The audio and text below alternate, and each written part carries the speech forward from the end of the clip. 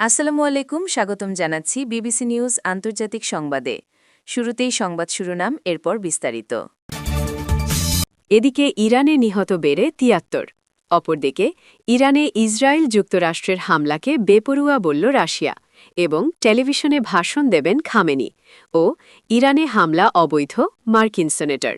দর্শক, এতক্ষণ শুনছিলেন সংবাদ শিরোনাম। এখন বিস্তারিত।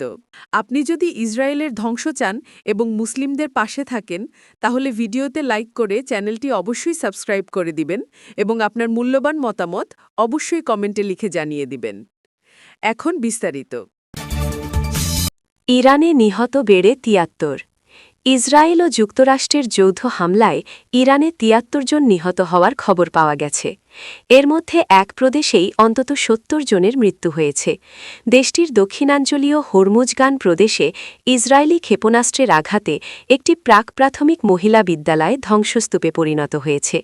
এতে প্রাথমিকভাবে ৫ জনের মৃত্যুর খবর পাওয়া গেলেও পরে তা বেড়ে ৫৩ হয়। সর্বশেষ খবর অনুযায়ী এই প্রদেশের পৃথক ২ জায়গায় মার্কিন আগ্রাসনে মোট নিহত হয়েছে ৭০ জন, একই সঙ্গে আহত হয়েছে অন্তত ৯০ জন।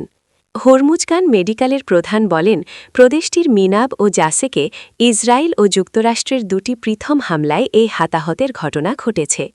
এছাড়া স্থানীয় একটি সংবাদমাধ্যমের খবর অনুযায়ী দেশটির রাজধানী তেহরানে আরেকটি শিক্ষা প্রতিষ্ঠানে হামলা চালিয়েছে ইসরায়েল ও যুক্তরাষ্ট্র।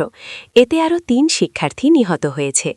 তবে ইরানের দাবি অনুযায়ী হতাহতের এ তথ্য স্বাধীনভাবে যাচাই করা যায়নি। ইরানে ইসরায়েল যুক্তরাষ্ট্রের হামলাকে বেপরোয়া বলল রাশিয়া। ইসরায়েল ও যুক্তরাষ্ট্র যৌথভাবে ইরানে হামলা চালিয়েছে। এরপর থেকে তেহরান একাই জবাব দিয়ে যাচ্ছে। ইসলামী প্রজাতন্ত্রে মার্কিন আগ্রাসনের নিন্দা জানিয়ে বিবৃতি দিয়েছে বিভিন্ন দেশ। কোনো কোনো বিশ্বনেতা অবিলম্বে যুদ্ধ বন্ধের আহ্বান জানিয়েছেন, আবার কেউ এতে সম্পৃক্ত হওয়ার আগ্রহ দেখিয়েছেন। এবার ইরানে ইসরায়েল ও যুক্তরাষ্ট্রের হামলাকে বেপরোয়া পদক্ষেপ আখ্যা দিয়েছে রাশিয়া।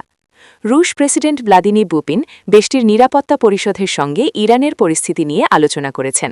সেখান থেকে অন্য কোনো বার্তা না আসলেও পররাষ্ট্র মন্ত্রণালয় থেকে বেশ কিছু প্রতিক্রিয়া জানানো হয়েছে। রুশ পররাষ্ট্র মন্ত্রণালয় বলেছে, ইরানের পররাষ্ট্রমন্ত্রী রাশিয়ার পররাষ্ট্রমন্ত্রী সের্গেই লাভরভকে ফোন করেছিলেন এবং তারা পরিস্থিতি নিয়ে আলোচনা করেছেন।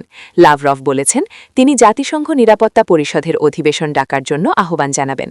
রাশিয়ার পররাষ্ট্র মন্ত্রণালয় থেকে একটি বিবৃতিও প্রকাশ করা হয়েছে, যেখানে বেশ কিছু আকর্ষণীয় বিষয় আছে। মন্ত্রণালয় এই হামলাকে বেপরোয়া বলে অভিহিত করেছে এবং বলেছে যে এতে কোনো সন্দেহ নেই যে এটি ছিল উস্কানিহীন এবং পূর্বপরিকল্পিত। একটি সার্বভৌম বিদেশি রাষ্ট্রের উপর এই হামলা আন্তর্জাতিক আইনের স্পষ্ট লঙ্ঘন। এই সংঘাতের কারণে এই অঞ্চলে তেজস্ক্রিয়তার ঝুঁকি নিয়ে উদ্বেগ তৈরি হয়েছে। রাশিয়া ইরানের বুশেহে পারমাণবিক বিদ্যুৎ কেন্দ্রের প্রেক্ষাপটে এ মন্তব্য করেছে। ওই কেন্দ্রে হওয়া হামলায় কোনো ক্ষতি হয়নি, তবে এটি পরিচালনাকারী রুশ কোম্পানি সেখান থেকে প্রায় ১০০ কর্মীকে সরিয়ে নিয়েছে। সূত্র আল জাজিরা। টেলিভিশনে ভাষণ দেবেন খামেনি। ইসরায়েল ও যুক্তরাষ্ট্রর ইরানে যৌথ হামলা চালানোর পর পাল্টা আক্রমণ করেছে তেহরান। দেশটি দফায় দফায় ক্ষেপণাস্ত্র ও ড্রোন নিক্ষেপ করে জবাব দিয়ে যাচ্ছে। তবে শনিবার ২৮ ফেব্রুয়ারি সকালে যখন তেহরানের বিভিন্ন সরকারি স্থাপনায় ইসরায়েলি ক্ষেপণাস্ত্র আঘাত হানে, তখন উদ্বেগ উৎকণ্ঠা ছড়িয়ে পড়েছিল যে শাসকদের কারও কোনো ক্ষতি হয়েছে কিনা। একটি ক্ষেপণাস্ত্র ইরানের সর্বোচ্চ নেতা আয়াতুল্লাহ আলী খামেনির কার্যালয়ের কাছে পড়েছিল। তখন থেকেই ইসরায়েলি সংবাদ মাধ্যমগুলো প্রচার করছে যে সম্ভবত খামেনি নিহত হয়েছেন। সেই খবর ভুয়া প্রমাণ করতে টেলিভিশনের পর্দায় আসছেন ইসলামী প্রজাতন্ত্রের এই সর্বোচ্চ নেতা। ইরানের আল আলাম টেলিভিশন এক প্রতিবেদনে জানিয়েছে যে শীঘ্রই জাতির উদ্দেশ্যে বক্তব্য দেবেন খামেনি। সেটা কয়েক মিনিটের মধ্যেও হতে পারে। সূত্র আল জাজিরা।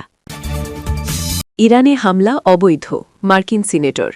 ইরানে ট্রাম্পের সামরিক হামলাকে অবৈধ ও অসাংবিধানিক বলে মন্তব্য করেছেন মার্কিন সিনেটর এডওয়ার্ড জে মার্কি। খবর আল জাজিরার।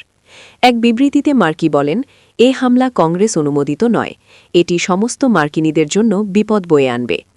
ট্রাম্পের অবৈধ কর্মকাণ্ড একটি বৃহত্তর আঞ্চলিক যুদ্ধের উত্তেজনা বৃদ্ধির ঝুঁকি বাড়িয়ে দিয়েছে উল্লেখ করে তিনি আরও বলেন, যা ওই অঞ্চলে থাকা মার্কিন সেনা ও বেসরকারি নাগরিকদের জন্য মারাত্মক হুমকি।